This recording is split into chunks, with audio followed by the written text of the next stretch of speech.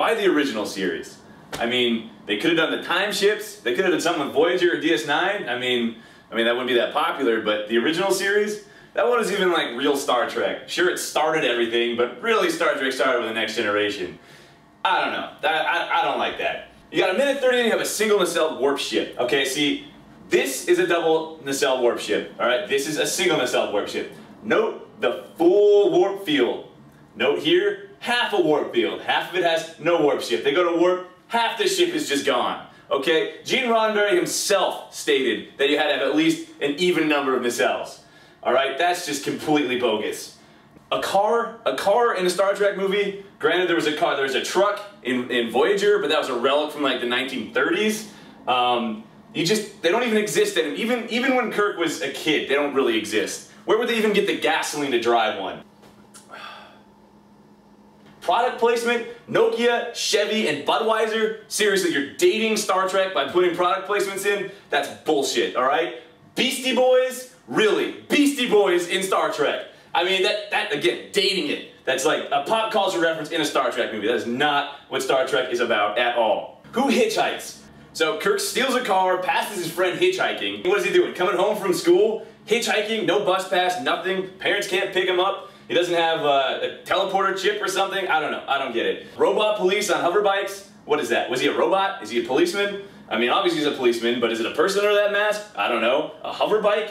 When the hell were there hover bikes in Star Trek? That's just generic Hollywood crap. Kirk driving a car, which is clearly a stick shift, when there are no cars, no driving classes, nothing. He's awfully good at driving that car for stealing it and driving it like once. Kirk's the only one to make the lightning storm connection in space? Really? You know, there's no records of that. You know, the captain of the Enterprise at the time, Captain Pike, doesn't make that connection. You know, he was alive when that happened. Kirk just has to save the day because his daddy was there when it happened. He was a baby, for Christ's sake. Who the fuck knows where that came from? And I mean, a lightning storm in space. What is a lightning storm in space? That's all they say, a lightning storm in space. I mean, is that what it looks like, or is that what it actually was? You know, that's not very clear. You'd think that'd be a little more clear. And then a giant mining drill on a huge-ass cable. Like, that's what they need. They don't have a laser that can do that. Sure, they have to drill at the center of the planet, but like a giant drill on a cable? Yeah, that's pretty futuristic and science fiction-like. And where the hell is Vulcan's planetary defenses? You know, they say every single Federation ship is out somewhere else. But Vulcan's got plenty of ships. They gotta have more ships than the Federation, you know. Alright, I can maybe accept that they're out helping the Federation. They leave nothing behind, nothing on the planet, no giant-ass cable drill shit missiles, I don't know. Okay, now the destruction of Vulcan, that's not even possible. First of all, we've got the Q continuum. These are just two big points among other factors like the lack of planetary defenses. Q continuum and Federation time ships, both of which would have prevented the destruction of Vulcan.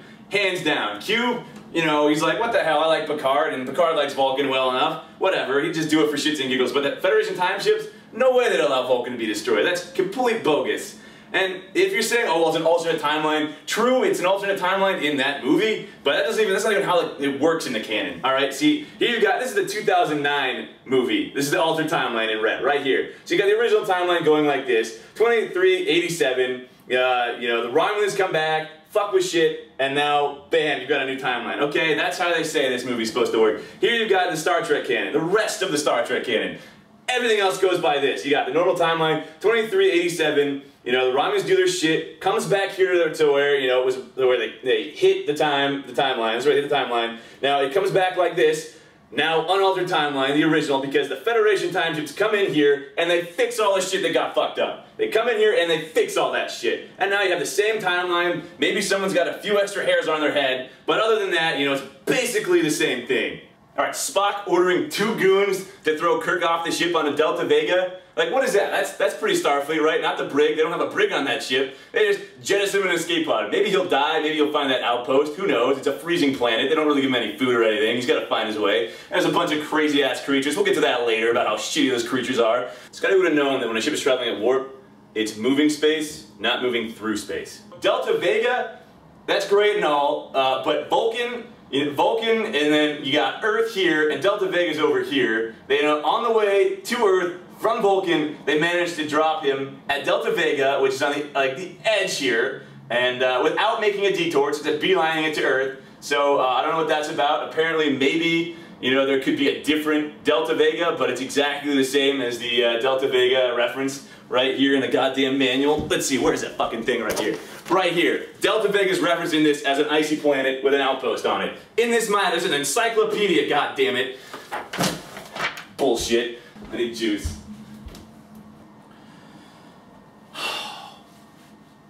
Alright, filmmaking faults, okay? Granted, every movie's gonna have filmmaking faults, but the combination of the Dutch angle, the lens flare, and the Steadicam, that's just appalling. The Dutch angle, if you don't know what a Dutch angle is, it's like, you take the movie and you do that to it. So everybody's got to be like, what's going on? I can't tell. I don't know what's going on. Lens flare? Alright, everybody's seen a movie. You know, no one likes that many lens flares. Everybody knows what I'm talking about. There's like, lens flare here, lens flare there, lens flare everywhere. You know, you can't even see anything because there's so many lens flares. I get the point, the ship is new and shiny, but we don't need lens flares every 10 seconds for the entire movie. There's like a million lens flares. And a Steadicam, it's like, I don't know how to shoot a movie, I'm just going to shake the camera everywhere the entire movie. The Star Wars sound effects, okay, I can understand that, Star Wars sound effects, but in a Star Trek movie, come on, that's insulting. That's insulting. Like, the phasers sound like blaster pistols, I don't even know. I don't even want to talk about it. Casting faults. You got Winona Ryder as Spock's mom. She's way too young and hot to be Spock's mom. It's just, why don't you just get some no-name old person, you know? I mean, she dies in like the first 20 minutes. She's only on screen for like 3 minutes anyway. Doesn't really do anything much anyway. Just cast someone who no one knows about who looks old and plays the part well. I don't care. And you got Carl Urban. Fuck it. I mean, then you got Simon Pegg. I love Simon Pegg. He's hilarious, but that's the whole problem. You can't put Simon Pegg in a movie like this. Doesn't work. Not at all. John Cho. Has anybody seen Off Center? If you've seen Off Center, that immediately ruins John Cho for you. He's hilarious, but he doesn't belong in a Star Trek movie. As Sulu, I mean, come on, no. Tyler fucking Perry. They put Tyler fucking Perry in this movie. Have you seen his movies? His movies are awful. They're all the same. What is he doing in a Star Trek movie? That's ridiculous. So if Kirk is traveling at 80 miles an hour, and he leaves that car 10 feet from an edge of a cliff,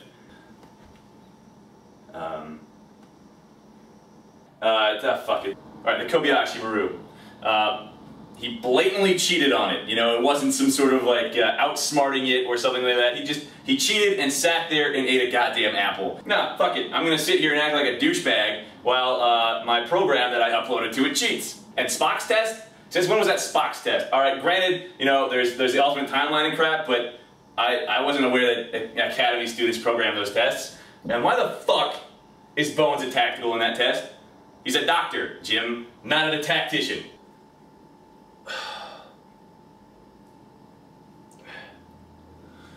Why the fuck did they give this movie to J.J. Abrams? He did Mission Impossible 3. 1 and 2 sucked. He still managed to ruin that franchise. He uses writers of such classics as Transformers, Transformers 2, and The Island. I mean, that's gold right there. Fringe? That sucks. Cloverfield? That sucks. Armageddon was the best thing he ever did, and he didn't even like direct it, he was just like a writer on it. And the polar bears. What the fuck are with all the polar bears? I mean, there's polar bears in Lost, they put polar bears in Star Trek. Haven't seen Fringe, but I'm sure there's polar bears in that too. R2 fucking D2!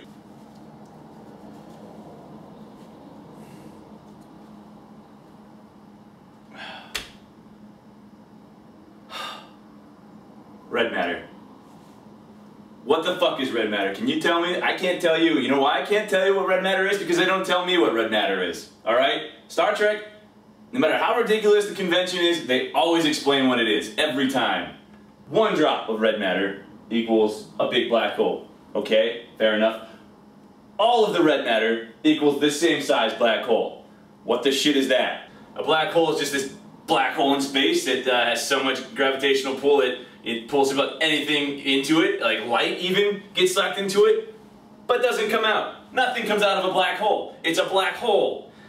So therefore a ship could go into a black hole. Sure, any ship could go into a black hole, but come out of a black hole? No, let alone come out of it in a different time. Now, what they might have been thinking of is a wormhole, okay? You know, a stable wormhole. It's all theoretical. Sure, some shit goes in, light, maybe a ship, and yes, it comes out. Usually not a different time, but a different part of space, because a wormhole, you know, here's space, As a flat plane, it folds space like that, so you go through it. So, you know, say you're here and you want to get here, it folds like that, and all you have to do is go between those two little layers right there instead of going the entire distance. That's a wormhole.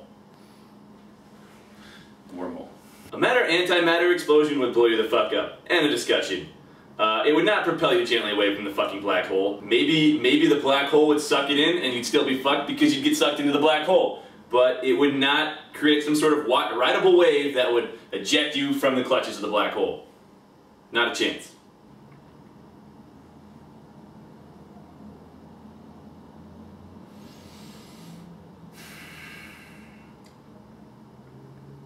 Kirk replacing Spock on command.